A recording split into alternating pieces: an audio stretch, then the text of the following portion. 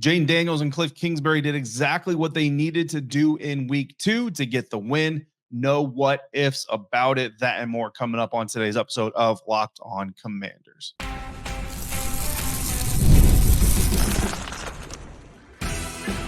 You are Locked On Commanders, your daily podcast on the Washington Commanders.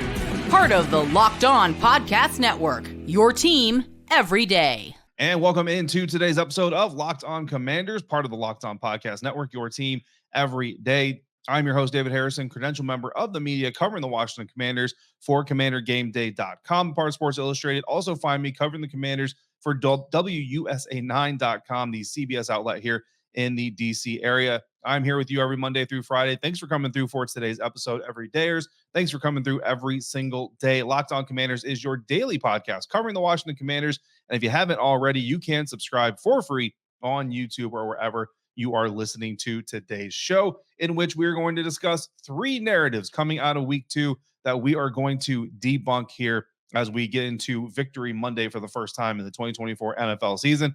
We're going to go over some key evidence points for growth with rookie quarterback Jayden Daniels, and we're going to talk about why 7 field goals in 7 possessions on Sunday was enough, and that is okay for right now. And that's where we're going to start off this conversation. Of course, if you want to get more out of the Locked On Commanders podcast, all you got to do is become an insider. Go to joinsubtext.com/LockedOnCommanders. From there, you can text me your comments, your questions. I'll be doing the same, and also be sending you bonus content and inside information all week long, all season long. Go to joinsubtext.com/LockedOnCommanders to try it for free for the first 2 weeks. Today's episode is brought to you by Game Time.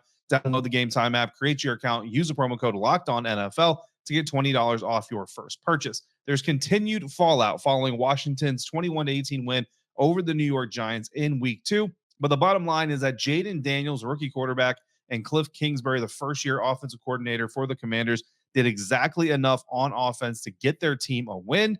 And in week 2, with a rookie quarterback, a new OC, new scheme, and massive roster turnover, that just needs to be enough for now. What the scoreboard doesn't show you is the growth taking place. And I know everybody wants more touchdowns. Believe me, Jayden Daniels wants more touchdowns. Cliff wants more touchdowns. The fans, the media, everybody wants more touchdowns.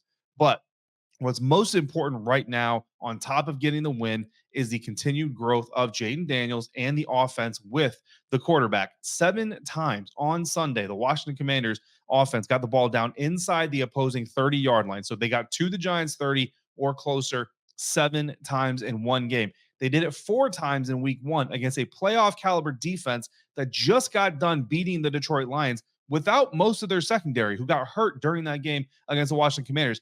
FYI, that's a total of 11 times to start the season right now that this Washington Commanders offense has been to the opposing 30 or closer in the first 2 weeks. That is a lot of scoring opportunity. And by the way, 4 of those times came against Tampa Bay Buccaneers defense, a playoff caliber defense that defense then went on to lose 2 or 3 key members of their secondary to face the Detroit Lions this week, a team that went to the NFC Championship game. That defense still was able to do enough against the Detroit Lions offense to prevent them from getting the win. The Buccaneers moving to 2-0. So again, when you look at what the Washington Commanders were able to do against a team of that caliber in its first week with a rookie quarterback, new offensive coordinator, I understand things didn't go well. They lost by 2 scores, but then you look at the 7 out of 8 opportunities into scoring range in week 2. There's a lot of good going on.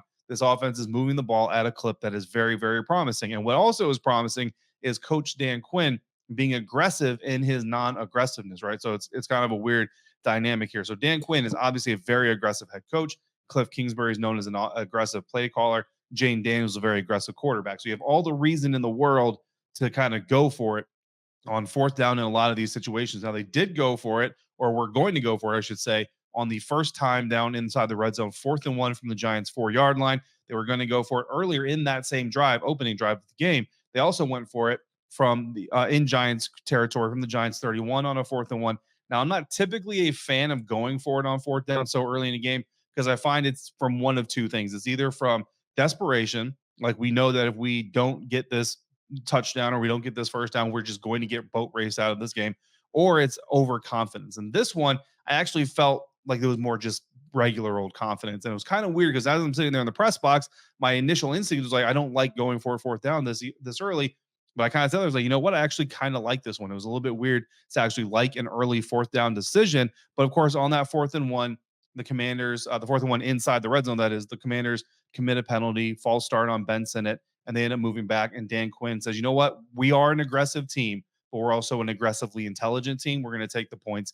They get the field goal. Now, on that 4th and 1 that Ben Sinnott committed the false start, they started off with Ben Sinnott lined up to the right side of the offensive line, along with another tight end. So 2 tight ends in line, or attached to the formation, I should say, motioned him from the right to the left side. Then Terry McLaurin was going to motion from the left to right side. That's when Ben moved, is when Terry moved. And they were in 12 personnel. Now, 8 times in the game, they ran from a similar look using motion with an attached or an inline tight end in the formation. And only once did they lose yards. That one time they lost yards on that play came on the final run of the game while they were setting up that game-winning field goal. Every other time they gain yards, including that previous 4th down on that first drive that we just talked about, where there wasn't motion, but there was an inline tight end helping block up the play. They were able to pick up that 4th and 1. So there's reason to be confident in what your unit can do there. And by being confident, it made sense to me that taking the points where you make sense, but even being aggressive in nature, it allowed Cliff Kingsbury and Jayden Daniels to continue doing the things they needed to do to put this team in possession to be successful. Again, everybody wants touchdowns. Everybody wants to get into scoring range every drive and put 7 points on the board. Got it. But there are also a lot of teams out there who would just simply love to be in scoring range 7 of the 8 times your offense touches the ball in the first half.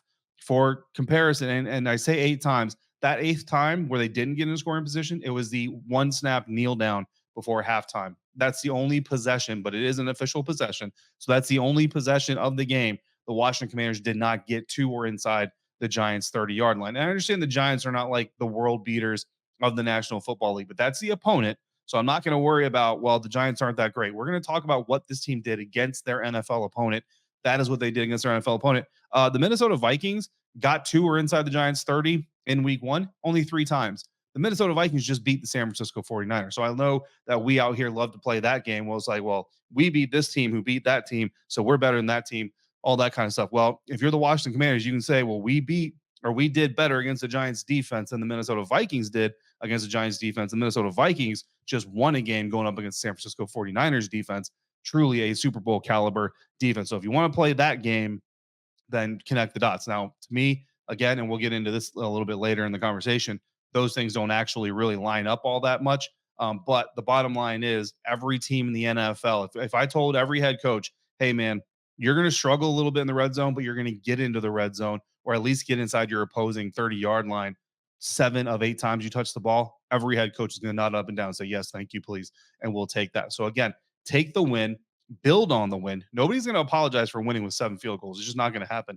And in fact, there's a lot of potential to grow from the fact that you got into the red zone 7 times, got the win. Better to learn from a win than learn from a loss. They're certainly going to look to learn, but there's already evidence that this team is improving just 2 weeks into this game. In fact, there's already evidence that Jayden Daniels himself is improving just within the week 2 film. We're going to diagnose that coming up next on today's episode of Locked On Commanders, part of the Locked On Podcast Network, your team every day.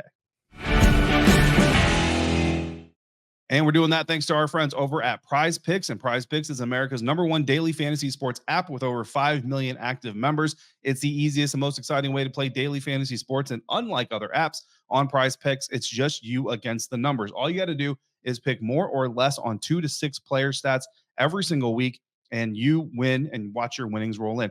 1 Caleb Williams passing yard all September long will get you 1 win on Prize Picks every week this month. That's right. Only 1 yard passing gets you an automatic win every football weekend in September. That's 4 weeks of wins. If you've been taking advantage of it, there's still time to take advantage of it. So don't miss this deal, because when September ends, the deal is gone. It's a fun app to make your picks on. Has been part of my weekly NFL routine since they arrived here on the show a couple years ago. Download the Prize Picks app today. Use the code LOCKEDONNFL and get $50 instantly when you play $5. That's code LOCKEDONNFL on Prize Picks to get $50 instantly when you play $5. You don't even need to win to receive the $50 bonus, because it's guaranteed. Prize Picks, run your game. Today's episode is also brought to you by DoorDash. Football is finally back, which means it's time to order your favorite game day food, snacks, and drinks on DoorDash without missing a single play. Football season means that it's watch party season, but not every watch party takes every guest into account. So maybe you show up to your buddy's house, They've got all the dips, all the chips in the world, but there's no wings to be found. You can hit DoorDash, get those wings delivered, and you don't have to miss a moment of the action on game day. I need three things: finger foods to keep my hands free and clean for typing and taking notes, water to keep me hydrated, soda to keep me energized, and usually I need a little something late at night to help me, a little bit more substantial than what we get in the press box. And I don't always want to drive through the drive through or pick it up myself. So sometimes I order it and it's waiting for me when I get home, thanks to DoorDash. So use the promo code LOCKEDFALL24 for 50% up to a $10 value when you spend $15 or more on your first order. Limited time offer. Terms apply. Promo is not valid for orders containing alcohol. DoorDash, your door to game day greatness, your door to more. Download the DoorDash app now to order your game day favorites. Must be 21 or older to order alcohol. Drink responsibly. Alcohol available only in select markets.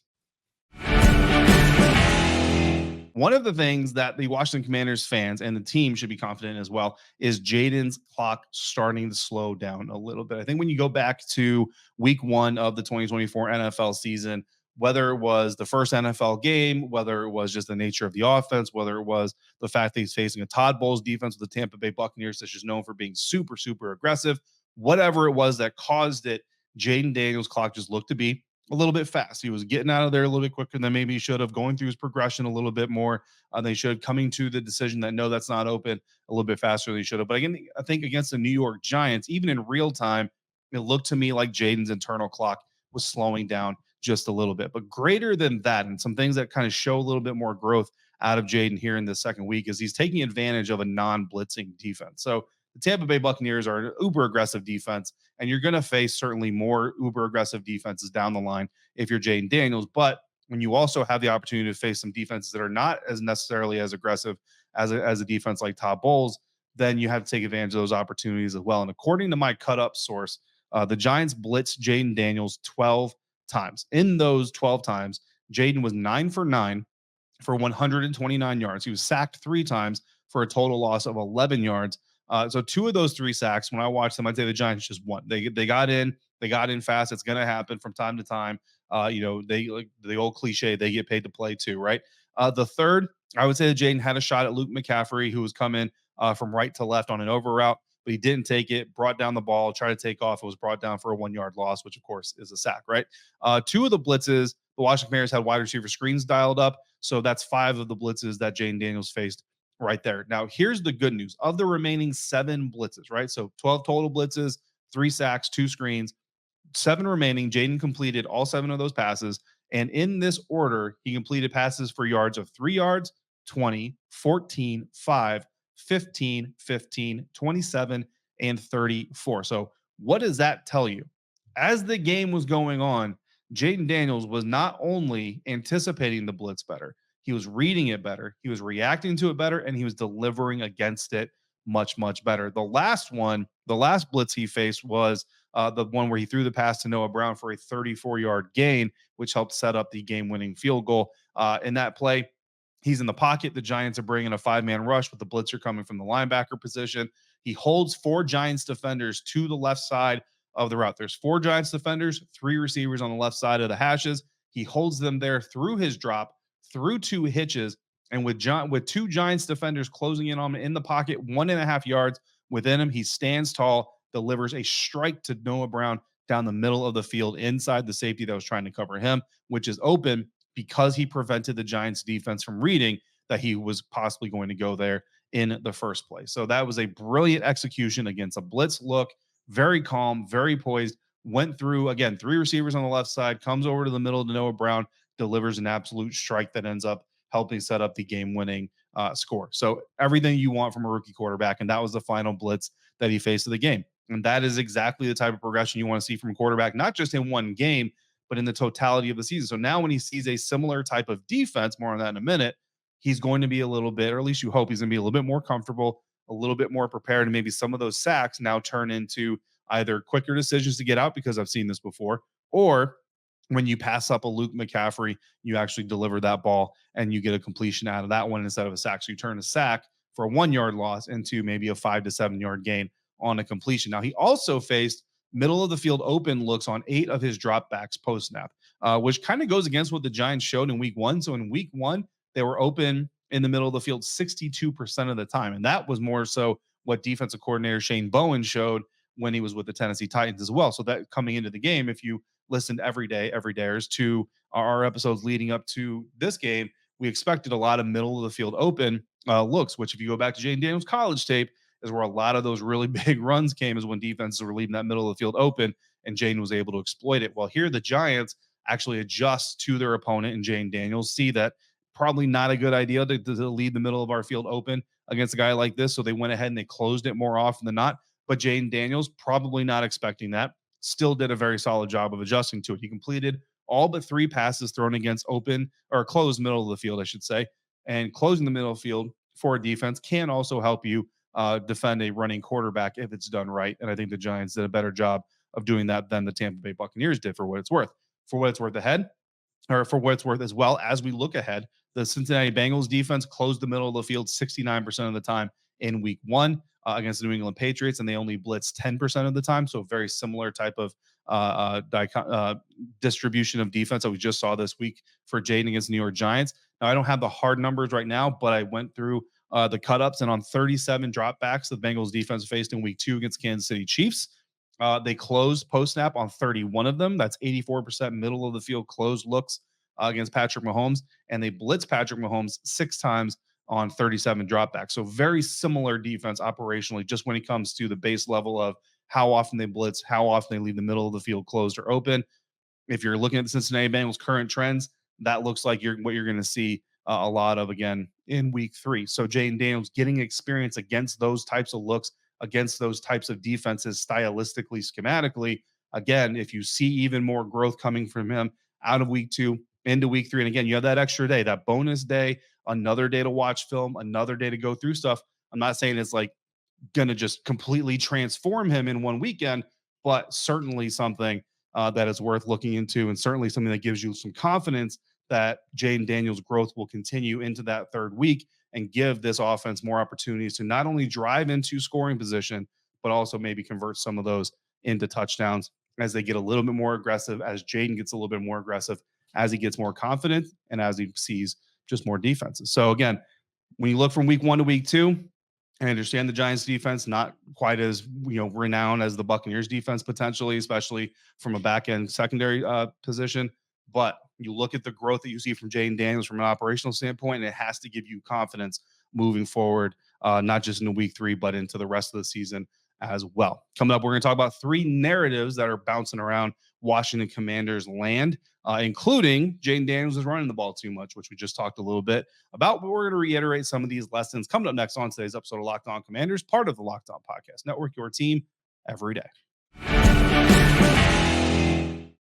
And we're doing that today thanks to our friends over at Game Time. Game Time has a new feature called Game Time Picks that makes getting tickets for your favorite live events even easier. Game Time picks out the fluff to show you only incredible deals on great seats, so you don't have to waste time searching through thousands of tickets.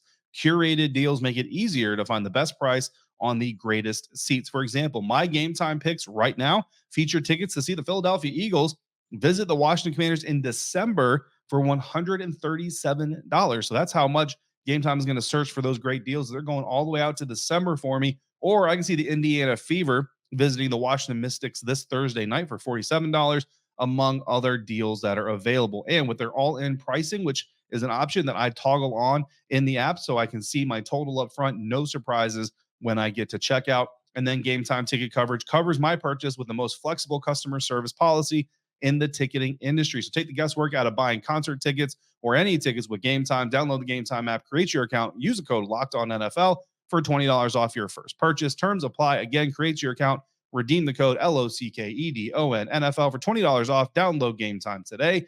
What time is it? Game time. Wrapping up today's episode, this post-game Victory Monday episode of Locked On Commanders. We've talked about why the Washington Commanders, Cliff Kingsbury, Jayden Daniels, Dan Quinn, a little bit more conservative through the first 2 weeks, I think, than a lot of people expected. But why, especially in week 2, it worked out, and it was the absolute right decision because it facilitates more growth out of quarterback Jayden Daniels, which we then broke down some evidence points for that growth for Jayden. So I thank you for making Locked On Commanders your first listen of the day, every day, and for hanging through here to Narrative Monday. I don't know what to call it, but we're going to talk about 3 narratives that are going around Washington Commanders fan base. One of them is actually a twofer, and it's the what if, and the what ifs will kill you guys. What if Malik Neighbors doesn't drop the fourth down? Washington Commanders lose the game. That's a narrative. What if Graham Gano doesn't get hurt? Washington loses the game. That's another narrative. Let's understand this. If Malik Neighbors doesn't drop the fourth down pass down in the Washington Commanders zone, is it possible that Washington loses that game? Absolutely. New set of downs. Perhaps the Giants score a touchdown, and perhaps Washington loses this game. Absolutely. Here's the thing, though. He didn't catch the pass. He dropped the pass. And it's not luck. It's part of the game, right? There are plenty of other situations. You can look at the Washington Commanders tape and say, well, what if Jayden Daniels does throw the ball to Luke McCaffrey instead of running for a 1 yard loss and a sack? What if, I don't know, Terry McLaurin breaks this tackle? What if this guy makes this block? What if they don't throw the flag on the Nick Bellore holding penalty on the opening kickoff of the game? You can what if this thing to death, but at the end of the day, the what ifs are going to balance out just as much as the what happened, right? If Graham Gano doesn't get hurt, okay, they've got a kickoff guy, but let's understand this. They don't go for two all these times if Graham Gano is not hurt. Yeah, they don't miss that extra point, but they scored 3 touchdowns.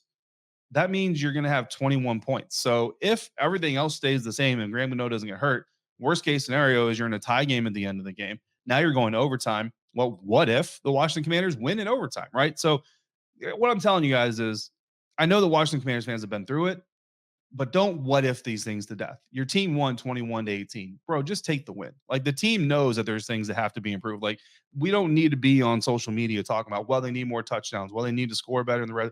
Like, they know this kind of stuff, right? So as a fan, take the win, celebrate the win, man. It's Victory Monday. Trust me. I was talking to a Giants fan earlier on Monday. Trust me, they would much rather be on the other end of this thing. So you don't want to be over there. So don't what if your joy to death, okay? Narrative number 2, JD5, Jayden Daniels is running too much. Here's what I'm going to tell you. If he's doing this amount of running and he's passing up this amount of open reps in week 10 of this year or next year, yeah, I'll agree with you. But right now, I'm not going to agree with you. Why? Cliff Kingsbury said it himself. When you get a rookie quarterback out there, they're going to have situations, they're going to have moments in the game where they just go into survival mode, where either the play confused them, either the look, they can't figure it out, or the situation, there's like, man, I just need to do what I do best and make sure that I survive this play. And for Jayden Daniels, that's running the ball, which is why he's running the ball as much as he is right now. That's part of the growth process. But again, 16 runs in week 1, 10 in week 2, maybe that's 8 in week 3.